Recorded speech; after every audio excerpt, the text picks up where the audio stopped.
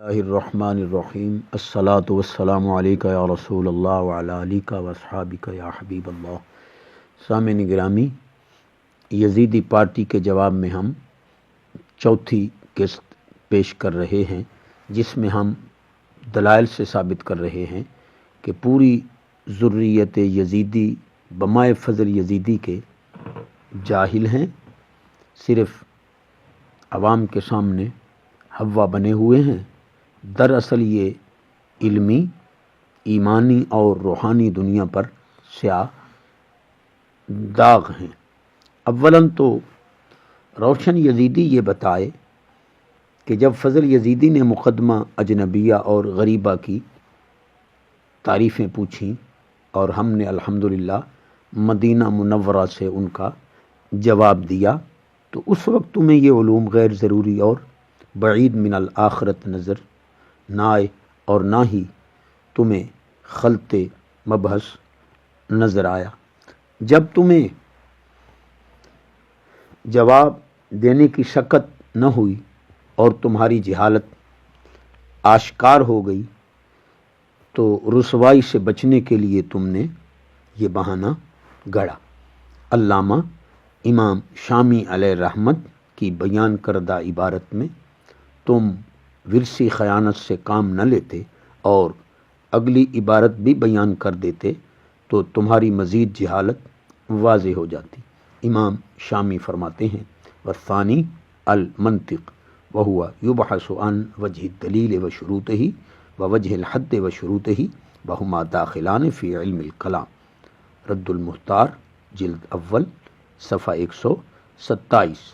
امام فرماتے ہیں کہ فلسفہ کی چار اقسام میں سے ایک قسم ہندسہ اور حساب ہیں، اور یہ دونوں مباح علم ہیں، اور ان سے صرف اس شخص کو روکا جائے گا جو ان علوم سے مذموم علوم کی طرف متجاوز ہو۔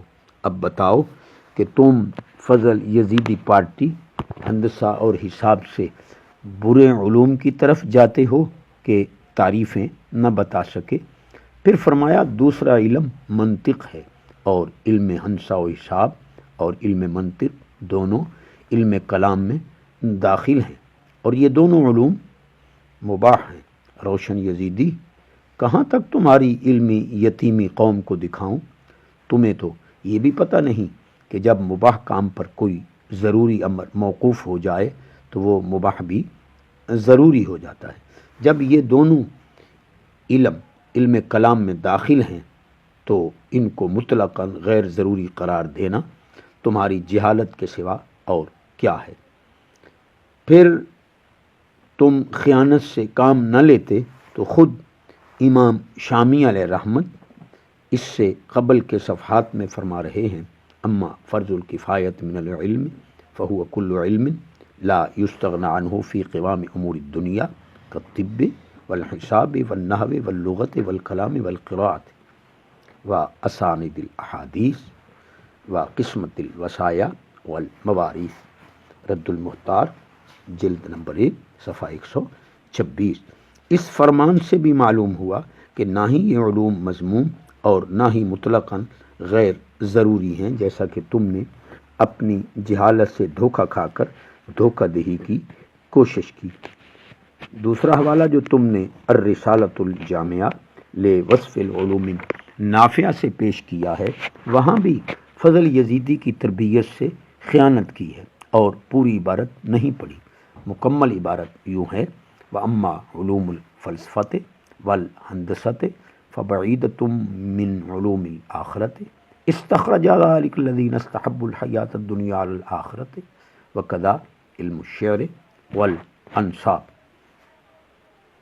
اسی عبارت میں جس طرح علوم فلسفہ اور ہندسہ کو علوم آخرت سے بعید قرار دیا گیا، اسی طرح علم شعر اور علم الانصاب کو بھی آخرت سے بعید قرار دیا گیا۔ اگر تجھ یزیدی کا استدلال درست مانا جائے کہ علوم ہندسہ مطلقاً علوم آخرت سے بعید ہیں، تو علم الشعر اور علم الانصاب بھی تمہارے نزدیک مطلقاً علوم آخرت سے بعید قرار پائیں گے، جبکہ صحیح مسلم کتاب الفضائل میں حضرت حسان رضی اللہ تعالی عنہ کے فضائل بیان کرتے ہوئے یہ موجود ہے کہ حضرت سیدنا حسان بن ثابت رضی اللہ تعالی عنہ کو نبی کریم صلی اللہ علیہ وسلم نے کفار کی حجب کے لیے بلایا اور فرمایا لا تعجل فإن ابا بکر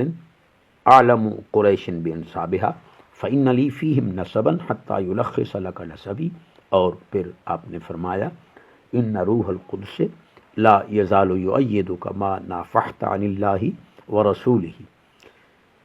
حضور نبی کریم صلی اللہ علیہ وسلم تو حضرت حسان بن ثابت رضی اللہ تعالی عنہ کو علم انصاب کی تحصیل کے لیے سیدنا ابو بکر صدیق رضی اللہ تعالیٰ عنہ کے پاس بھیج رہے ہیں، تو کیا تجھ یزیدی کو پھر بھی یہ علم غیر ضروری اور بعید من الآخرت نظر آ رہے ہیں؟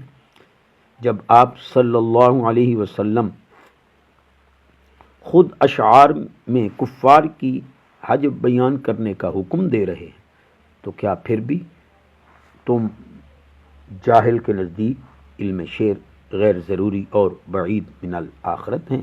کیا اسانید احادیث کی جانچ پڑتال کے لیے علم الانصاب غیر ضروری اور بعید من الآخرت ہیں؟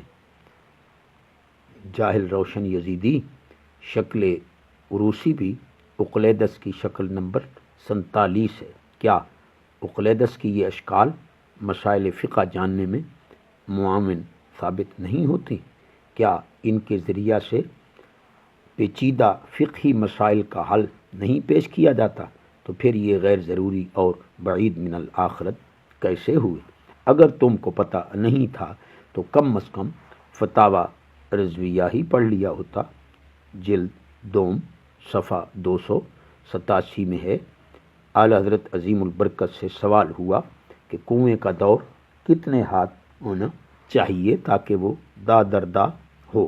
آپ نے فرمایا تحقیق اس کا دور تقریباً 35.5 ہاتھ چاہیے۔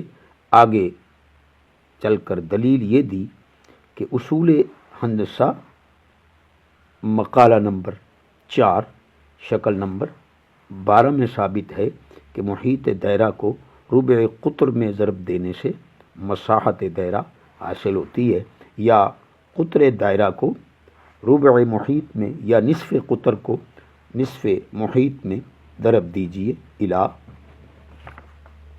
آخری۔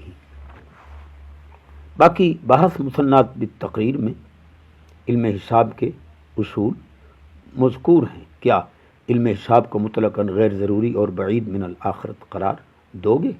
علم حساب کے اصول علم میراث کے لیے کیا ضروری نہیں ہے؟ علم حساب اور علم میراث کو علامہ شامی رحمۃ اللہ تعالی علیہ تو فرض کفایہ قرار دے رہے ہیں۔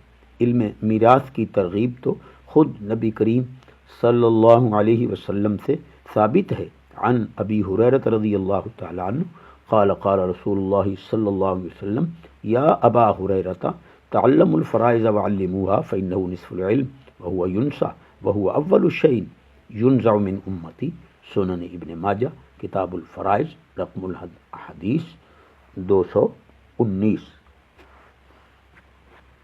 جاہل روشن یزیدی صدر العلماء علامہ ظفر الدین بہاری علیہ رحمت کی علم توقیت پر لکھی گئی کتب کا تم مطالعہ کرتے تو واضح ہوتا کہ علم توقیت کا تو مدار ہی علم ہندسہ اور علم حیت پر ہے۔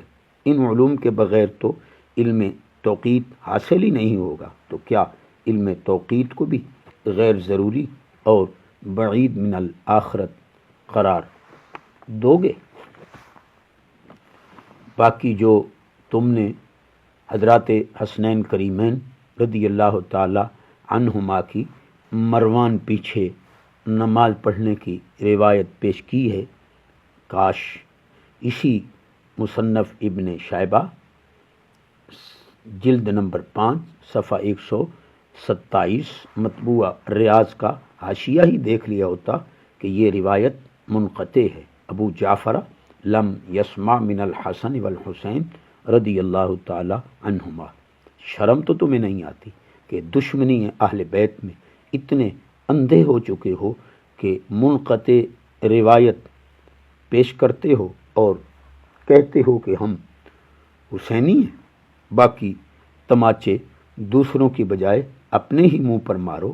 ابھی تو تم کہہ چکے ہو کہ تاریخی مسائل میں شاہ عبدالعزیز اور اعلی حضرت علیہم الرحمت کی تقلید بھی نہیں، اور خود علامہ محمد علی نقشبندی صاحب علیہ الرحمت کے مقلد بن گئے۔ پھر قال جدی ظننت انہ اراد الخروج جا کی روشنی میں خروج اور عدم خروج میں اب اور ابن رضی اللہ تعالی عنہما کی بقول خود حقانیت تو واضح کرو کہ کس جانب ہے۔ اسی کو کہتے ہیں درو گورا حافظہ نہ باشد۔ تانا تو نے ہمیں دیا اور تجھے تازی سزا مل گئی۔ تیری جرت تو صرف اتنی ہے کہ ہم نے ٹچ موبائل سے گرو جی کی توبہ یاد دلائی تو تم جواز اور عدم جواز بتائے بغیر ہی فوراً آڈیو میں آ گئے۔ کہاں گئے وہ تانے کہ تو چھپ کر بیٹھا ہے، سامنے کیوں نہیں آتا؟ اب فضل یزیدی اور تو خود چھپ گیا ہے، غیرت ہے تو چلو میں پانی لے کر ڈوب مرو۔ پہلے بقول خود تم یہودیوں کے گٹر کے کیڑے بن کر ویڈیو میں رہے۔ ہمارا شکریہ ادا کرو کہ ہم نے تم اس گٹر سے نکالا اور تم نے توبہ کی۔ مرکز اہل سنت بریلی شریف سے فضل یزیدی پر لگائے گئے فتوی کفر و ارتداد کا جواب کیوں نہیں دیتے ہو؟ لیا میں جو تم نے جھوٹ بولا وہاں کل ماہ کا حلف کیوں نہیں دیتے ہو؟ توریہ کی تعریف تو تمہیں آتی نہیں، یبتدران کا معنی دوڑنے کا کرتے ہو۔ باقی تم نے جو کتے بھونکنے کی مثال دی ہے وہ بھی بےایمانہ مبنی بر صدق ہے کہ سندر کے کتوں کو اپنے پیر خانے پر بھونکنے میں جو مزہ آتا ہے وہ انگلینڈ میں کہاں ہے؟ رہا تمہارا فاسق و فاجر کے پیچھے نماز پڑھنے کو شیعہ سمیت تمام فقہا کا اتفاق کہنا، تو یہ بھی تمہاری اور فضل یزیدی کی جہالت کا بہت بڑا ثبوت ہے۔ چنانچہ رد المختار علد در المختار جلد نمبر 2 صفحہ 299 وَأَمَّا الْفَاسِقُ فَقَدْ عَلَّلُوا قَرَاحَةَ تَقْدِيمِهِ بِأَنَّهُ لَا يَهْتَمُّ لِأَمْرِ دِينِهِ وَبِأَنَّ فِي تَقْدِيمِهِ لِلْإِمَامَةِ تَعْظِيمُهُ وَقَدْ وَجَبَ عَلَيْهِمْ إِهَانَتُهُ شَرْعًا وَلَا يَخْفَى أَنَّهُ إِذَا كَانَ أَعْلَمَ مِنْ غَيْرِهِ لَا تَزُولُ الْعِلَّةُ فَإِنَّهُ لَا يُؤْمَنُ أَنْ يُصَلِّيَ بِهِمْ بِغَيْرِ طَهَارَةٍ فَهُوَ كَالْمُبْتَدِعِ تُكْرَهُ إِمَامَتُهُ بكل حال بل مشى في شرح المنية على أن كراهة تقديمه كراهة تحريم لما ذكرنا قال ولذا لم تجز الصلاة خلفه اصلا عند مالك وروایت عن احمد۔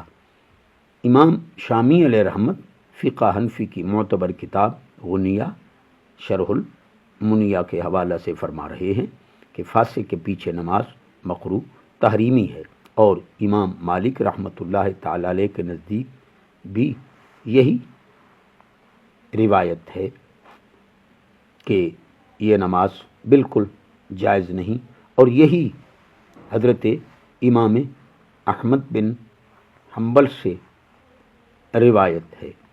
علامہ ابراہیم حلبی حنفی حلبی کبیر شرح منیت المصلی صفحہ 513 پر فرماتے ہیں لو قدموا فاسقا یأثمون بناء علی ان کراہۃ تقدیمہ کراہۃ تحریم لعدم اعتنائه بأمور دینه وتساہلہ فی الاتیان بلوازمہ فلا یبعد منہ الاخلال ببعض شروط الصلاة وفعل ما ينافیها بل هو الغالب بالنظر الى فسقه ولذا لم تجز الصلاة خلفه اصلا عند مالک وروایت عن احمد۔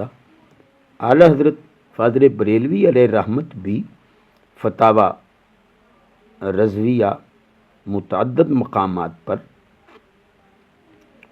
فاسق کی امامت کو مکروہ تحریمی قرار دے رہے ہیں۔ آپ فرماتے ہیں شخص مذکور اس کے ارتکاب اور کچہری میں اعلان سے فاسق معلن ہوا، اس کی امامت اور اس کے پیچھے نماز پڑھنی گناہ اور پھیرنی واجب۔ فتاوی رضویہ جلد 11 صفحہ 240 اور 41 غنیہ شرح منیہ میں ہے۔ وہی روایت آگے آپ نے بھی بیان فرمائی۔ ایسے امام کو امام بنانے والے گناہ گار ہوں گے۔ مسلمانوں کو چاہیے کہ ہرگز اس کے پیچھے نماز نہ پڑھیں۔ اگر نا واقفی میں پڑھ لی تو اعادہ کریں۔ پھر آگے آپ نے بھی شرح منیہ کی عبارت نقل فرمائی۔ اہل سنت کا مذہب تو فاسق کے پیچھے پڑھی گئی نماز بارے مکروہ تحریمی اور واجب الاعادہ ہم نے ثابت کر دیا۔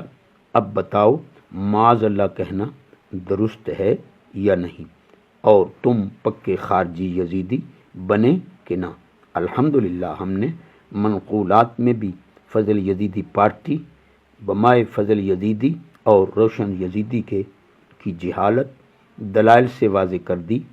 اب 5ویں قسط میں ان کی معقولات میں بھی جہالت واضح کریں گے۔ عبدالحمید چشتی، خانہ وال۔